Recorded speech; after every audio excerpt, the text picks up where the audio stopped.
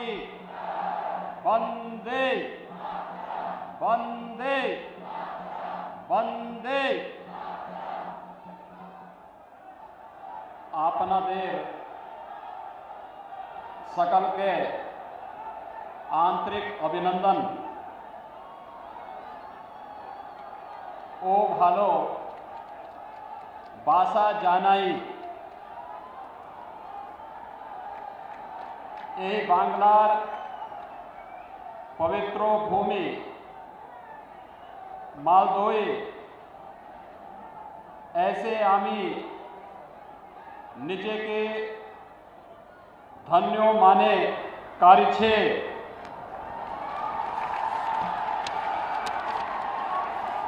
Bharatiya Janata party के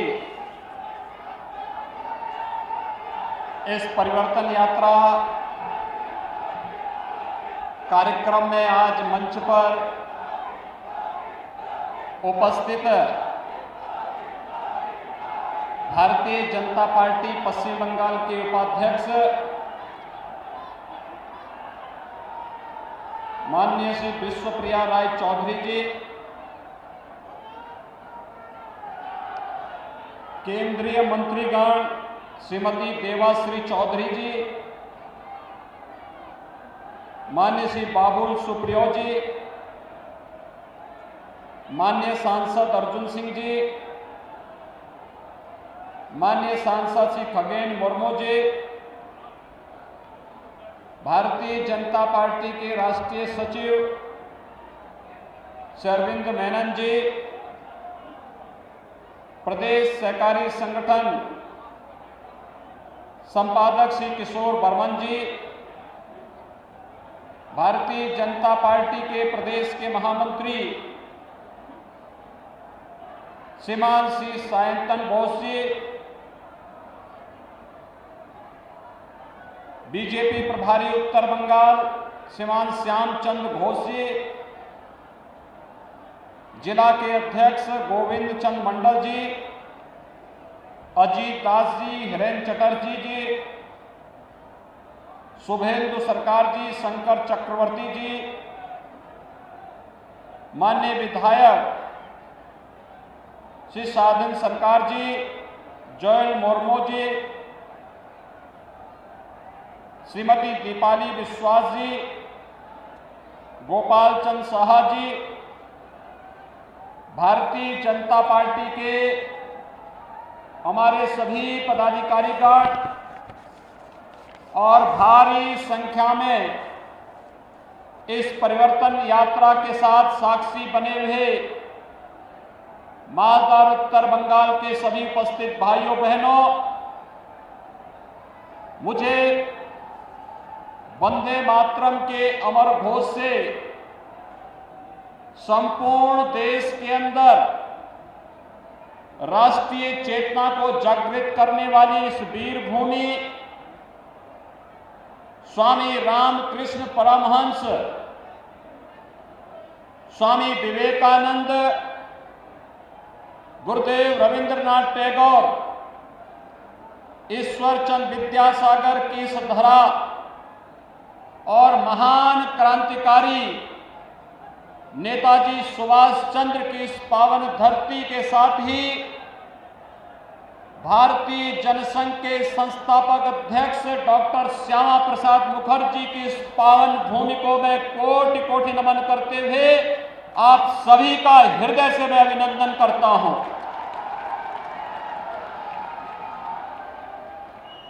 भाइयों बहनों, मालदा भारत की सनातन संस्कृति की भूमि है और भारत की सनातन संस्कृति की इस भूमि को कोटि कोटि नमन करते हुए आज मैं अपने आप को सौभाग्यशाली मानता हूं कि मुझे इस परिवर्तन यात्रा में आपके साथ सहभागी बनने का अवसर प्राप्त हुआ है।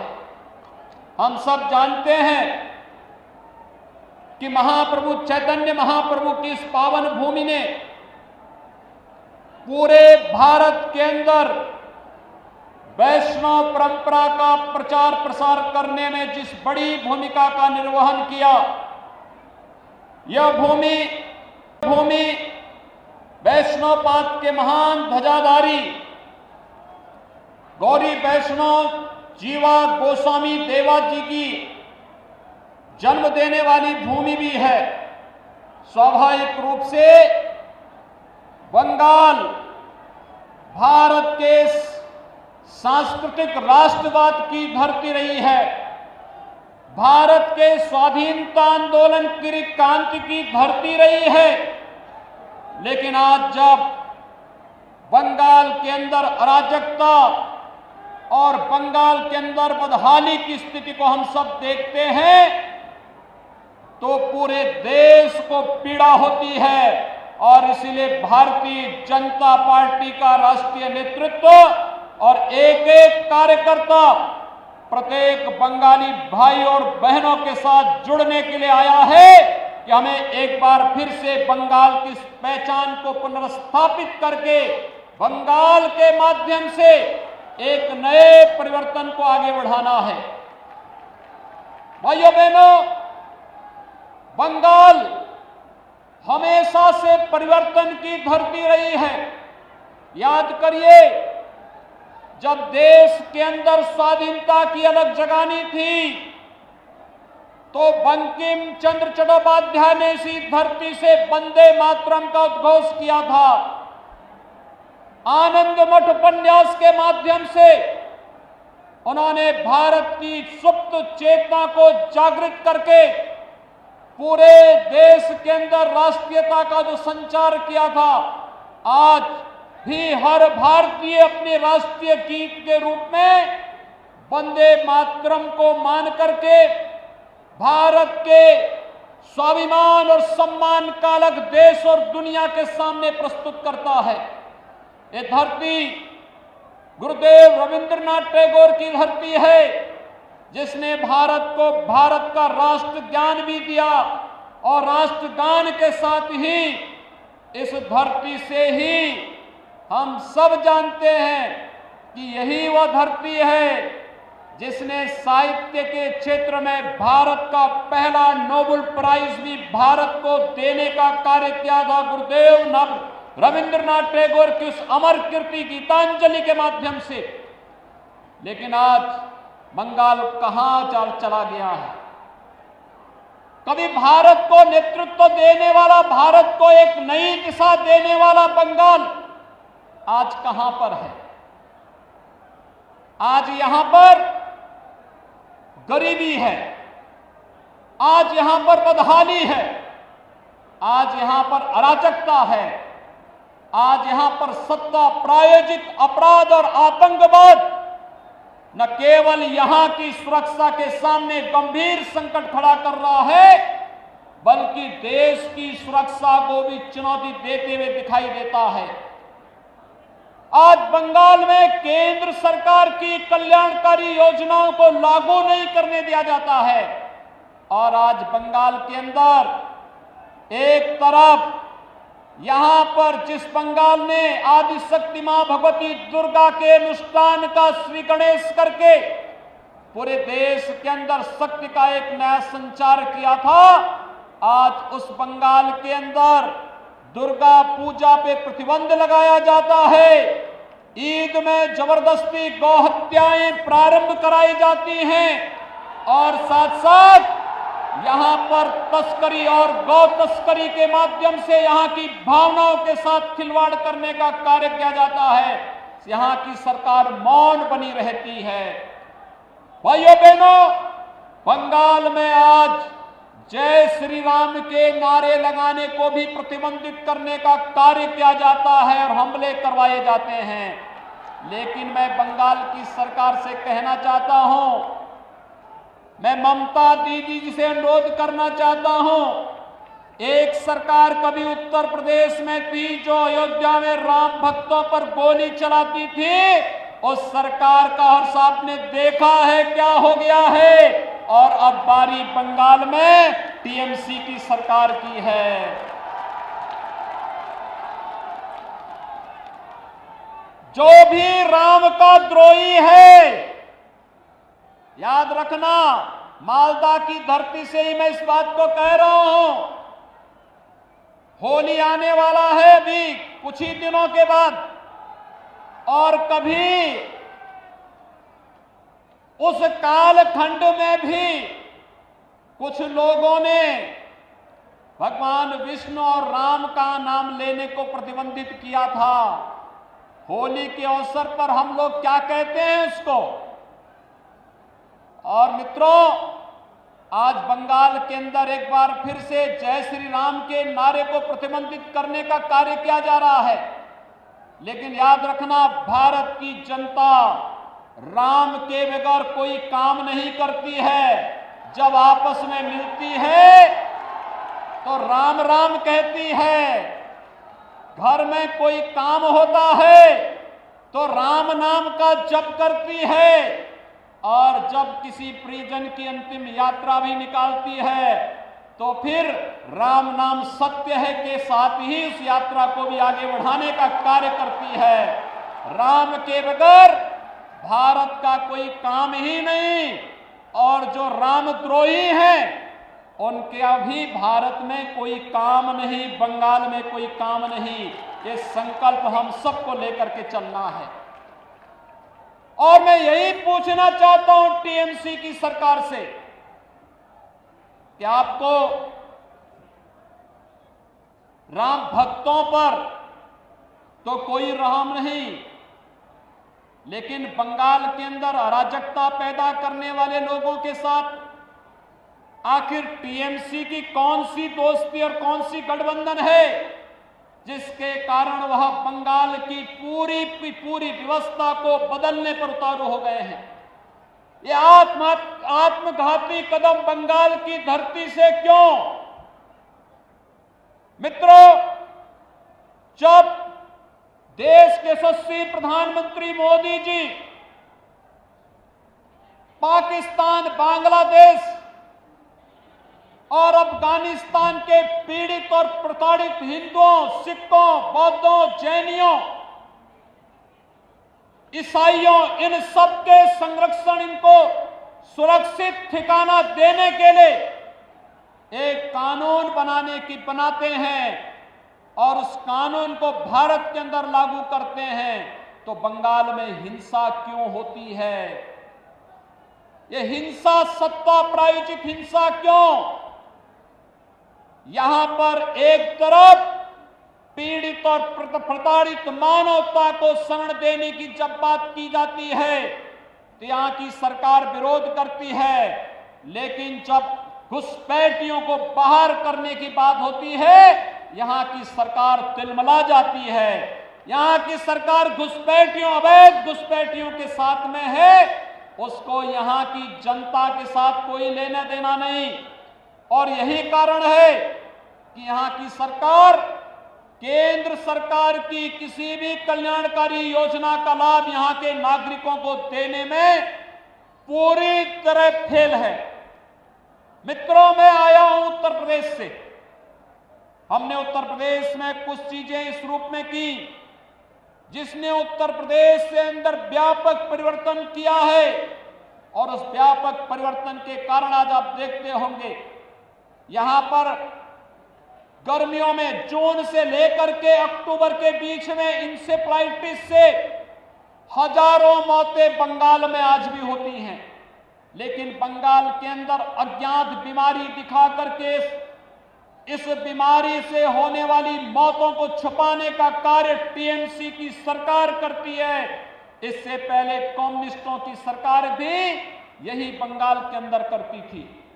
लेकिन हम लोगों ने प्रधानमंत्री मोदी जी के अनुकंपा और उनकी कृपा से स्वच्छ भारत मिशन के अंदर हर एक गरीब परिवार के घर में एक एक शौचालय बना दिया, हर एक घर तक शुद्ध पेयजल उपलब्ध कराने की व्यवस्था की। आज परिणाम है इंसेफ्लाइटिस उत्तर प्रदेश से पूरी तरह समाप्त हो चुका है। कोई मौत इंसेफ्लाइटिस से उत्तर प्रदेश के अंदर नहीं होती है। मित्रों, 3 वर्ष के अंदर उत्तर प्रदेश के अंदर 40 लाख गरीबों को आवास मिला है।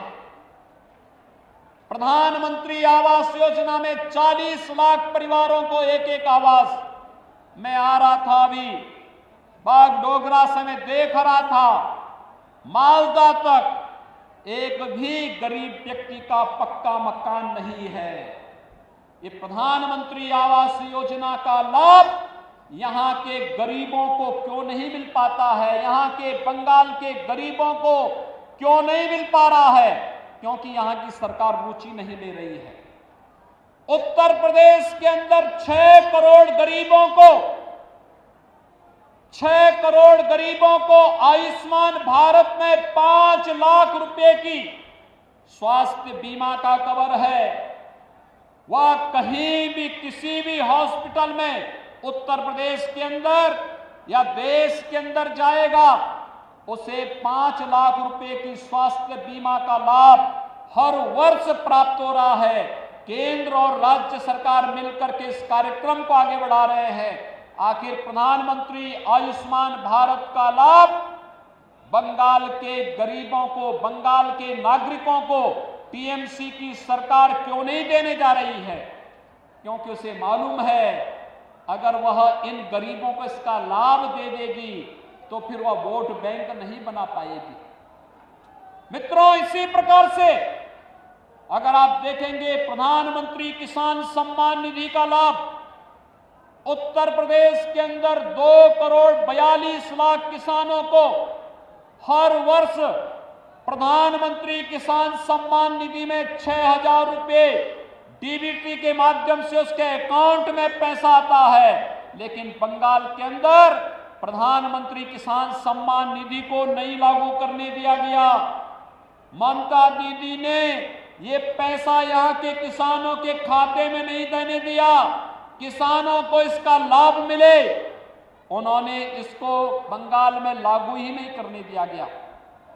नेशनल पोर्टेबिलिटी के अंतर्गत 1 नेशन 1 राशन कार्ड की सुविधा अगर बंगाल का व्यक्ति बंगाल के अंदर चाहे तो बंगाल के अंदर, और अगर उसकी मर्जी आए तो वह देश के अंदर जहां कहीं रहता है राशन कार्ड से राशन लेने का लाभ ले सकता है। लेकिन टीएमसी की सरकार ने नेशनल पोर्टेबिलिटी को यहां लागू ही नहीं करने दिया, जिससे बंगाल के नागरिकों को राशन की सुविधा का लाभ नहीं मिल पाता है। केवल चंद टीएमसी के गुंडे खाद्यान्न घोटाले में लिप्त होकर के यहां के नागरिकों के खाद्यान्न को हजम करने का कार्य कर रहे हैं।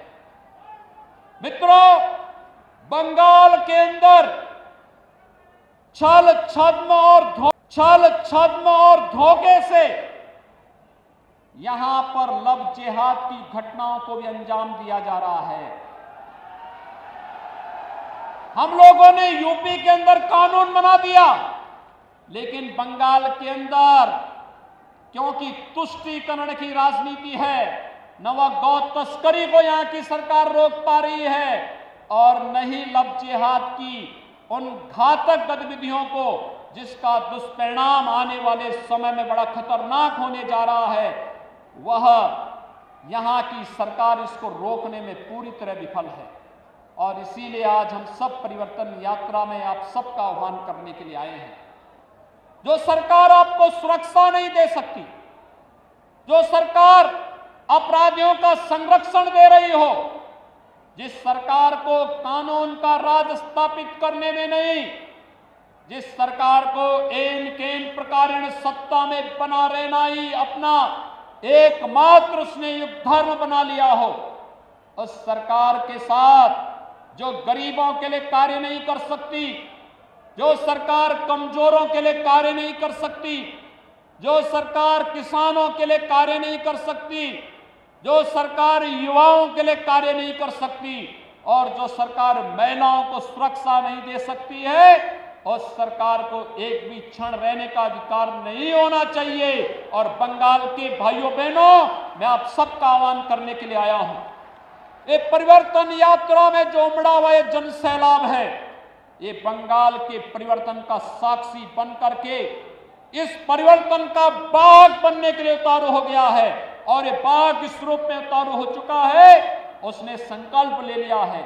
मोदी जी के नेतृत्व में पूरे देश के अंदर जिस तरीके से कोरोना प्रबंधन का कार्य किया गया, हम आभारी हैं प्रधानमंत्री मोदी जी के। मित्रों, आभारी हैं प्रधानमंत्री मोदी जी के। उन्होंने कोरोना कालखंड के अंदर गरीब कल्याण पैकेज की घोषणा करके हर गरीब को फ्री में राशन देने का काम किया। हर गरीब को गरीब कल्याण पैकेज का लाभ दिया।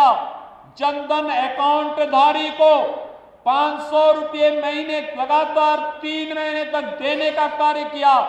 हर वृद्धजन को, हर निराश्रित महिला को, हर दिव्यांग जन को भी उन्होंने 1-1 हजार रुपये की राशि, भरण पोषण की राशि उपलब्ध कराई।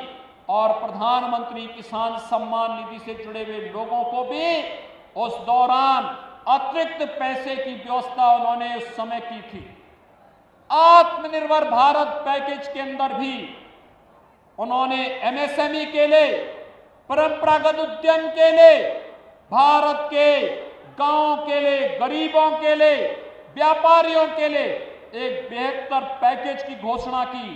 कोरोना प्रबंधन में चाहे वह जिस भी राज्य ने जो डिमांड की, राज्यों को तो उसका लाभ दिया ही, लेकिन हम आभारी हैं प्रधानमंत्री मोदी जी के और भारत के वैज्ञानिकों के, जिन्होंने भारत को कोरोना से बचाने के लिए 2 स्वदेशी वैक्सीन भी दिए और वैक्सीन इस समय युद्ध स्तर पर लग रहे हैं।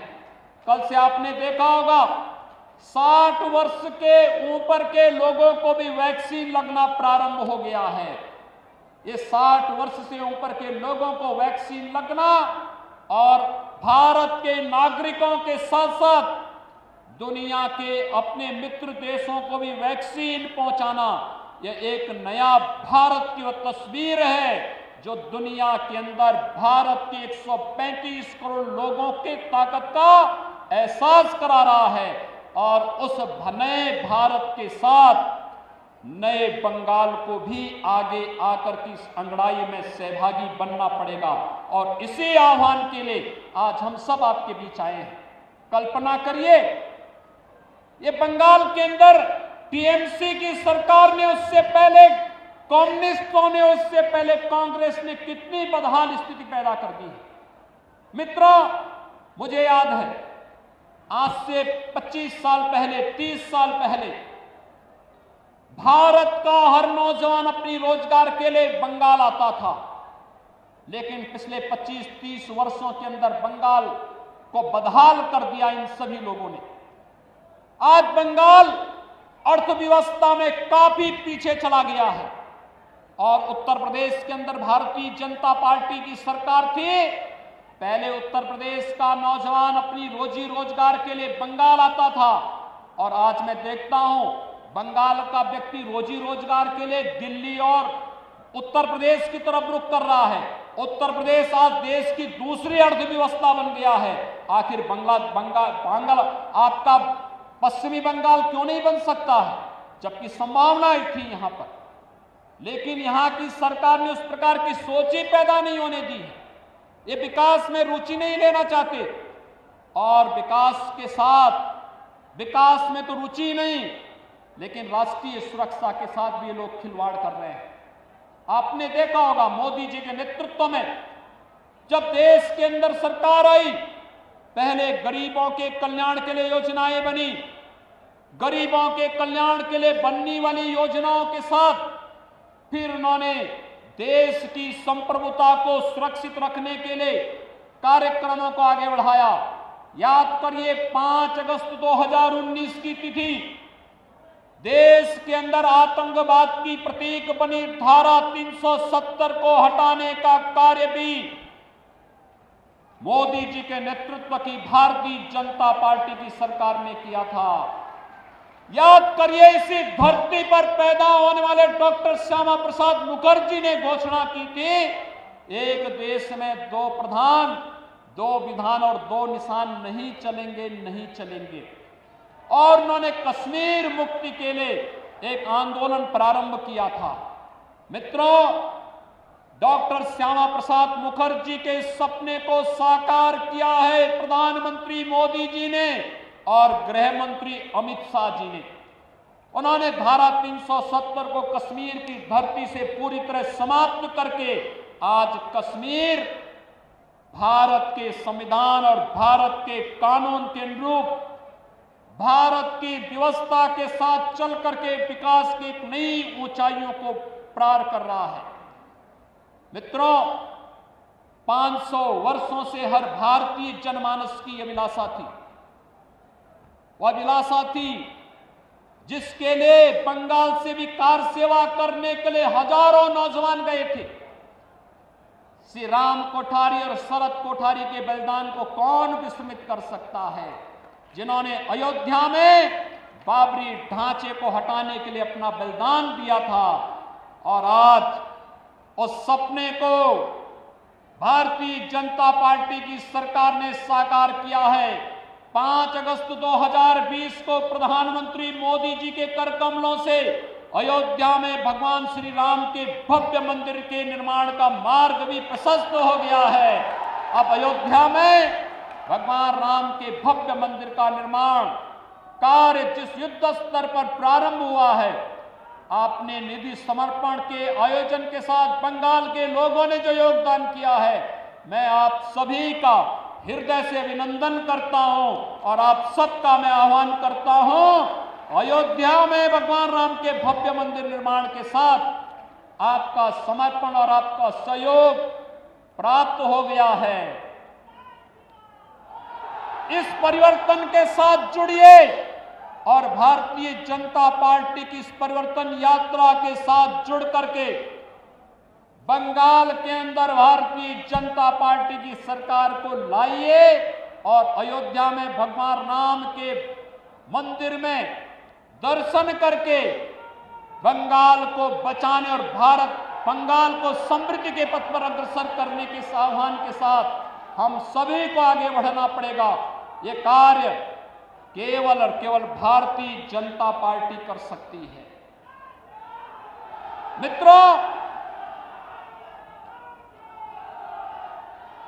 आज जब टीएमसी की सरकार सुश्री ममता बनर्जी जी के नेतृत्व में पूरी तरह विफल हो चुकी है, तब उनके द्वारा तमाम प्रकार के अनर्गल आरोप और प्रलाप किए जा रहे हैं।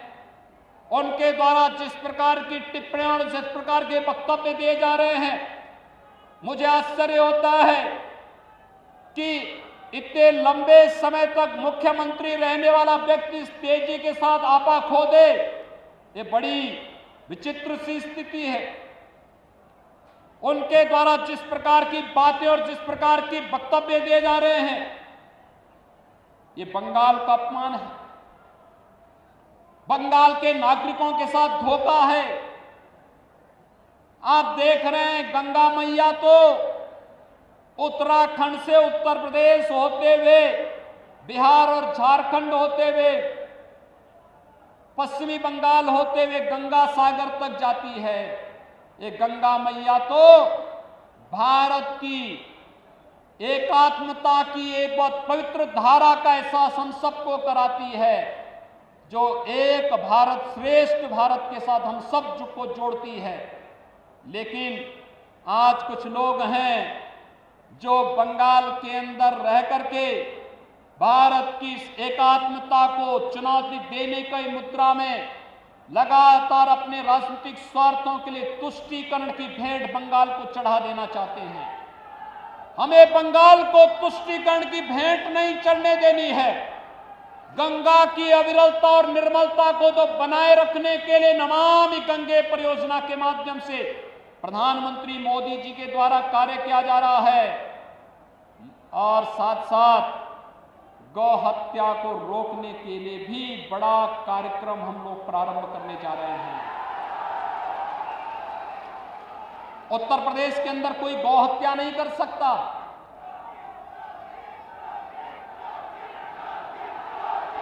मित्रों, कोई नहीं कर सकता।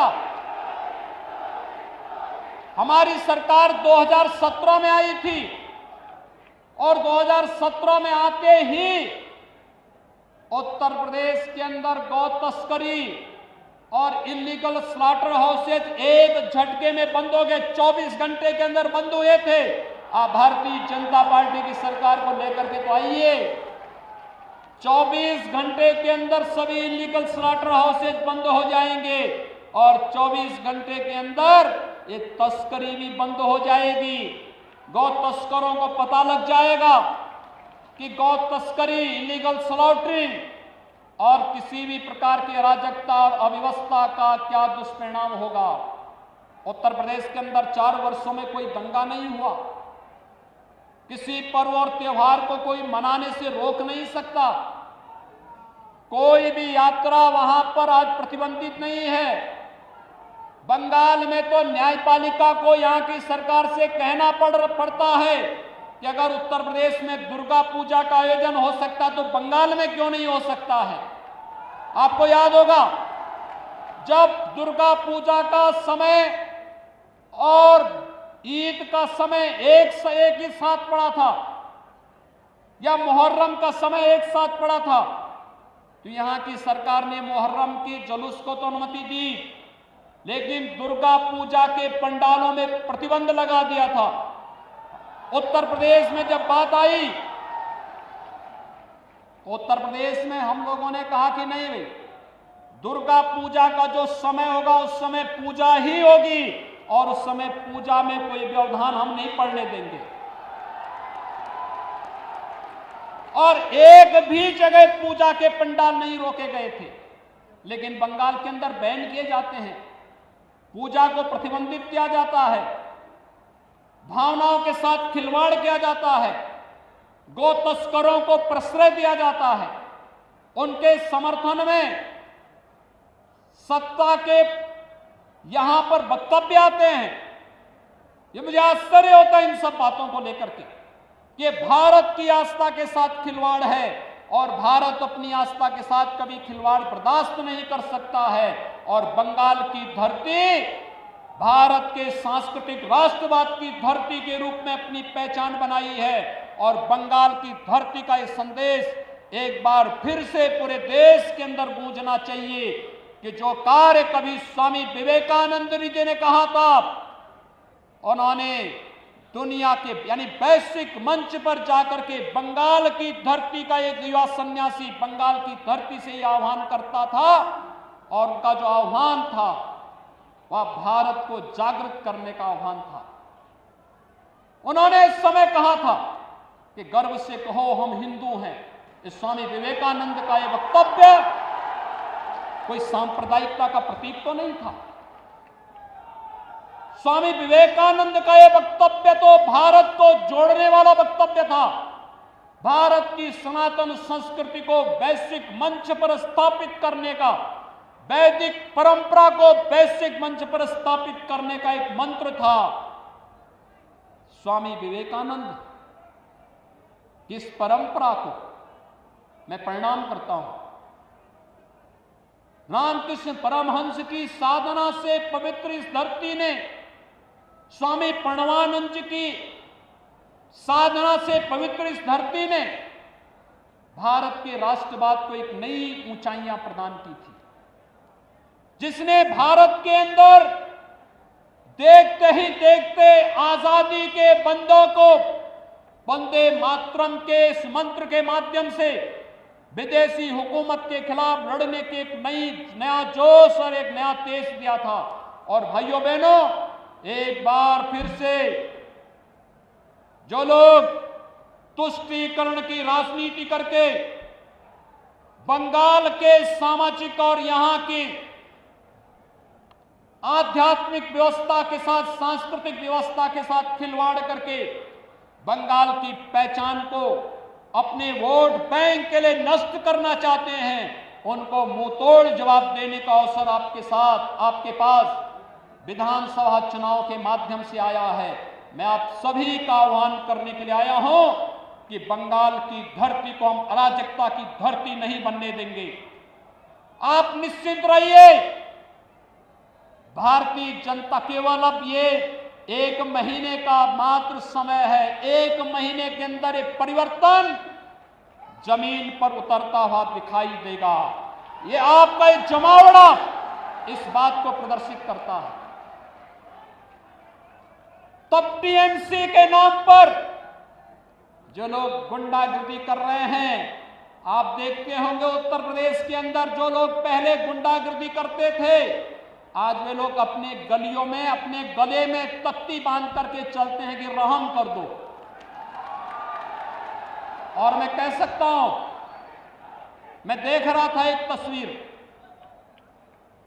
भारतीय जनता पार्टी के एक कार्यकर्ता की बुजुर्ग माता को टीएमसी के गुंडों ने इस बेरहमी के साथ पीटा और उनके मुंह पर जो सूजन था उसको देखते हुए आंखों में आंसू आ रहे थे कि कितने बेरहम और बर्बर हैं ये लोग कि एक महिला को भी नहीं छोड़ते। और अपराधी अगर अपराध करता है तो पुलिस का काम है अपराधी के खिलाफ कार्रवाई करना,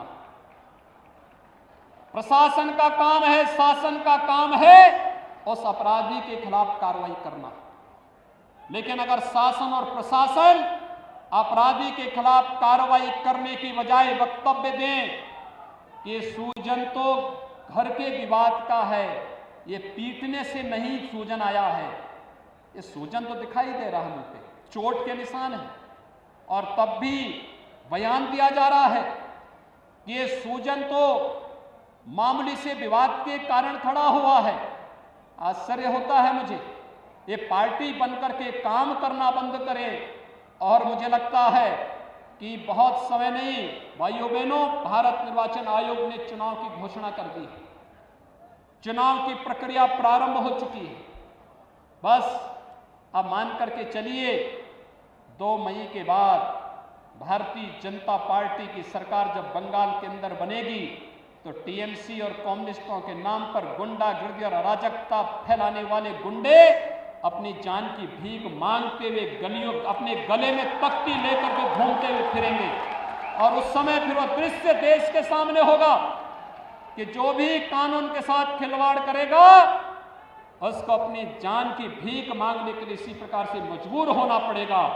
और तब उस समय के लिए हम सबको अपने को तैयार करना होगा, सारे मतभेदों को भुला करके बंगाल को उसकी पहचान को पुनर्स्थापित करने के लिए, बंगाल को विकास की राह पर ले चलने के लिए प्रधानमंत्री मोदी जी के नेतृत्व में एक भारत श्रेष्ठ भारत की परिकल्पना को साकार करने के लिए बंगाल के नागरिकों को भी रोजगार चाहिए, नौकरी चाहिए, बंगाल के नौजवानों के लिए भी अच्छे अवसर होने चाहिए, बंगाल के गरीबों को भी शासन की सुविधा का लाभ मिलना चाहिए, बंगाल के किसानों को भी प्रधानमंत्री किसान सम्मान निधि का लाभ मिलना ही चाहिए, और बंगाल के गरीबों को भी स्वास्थ्य बीमा का कवर मिलना ही चाहिए।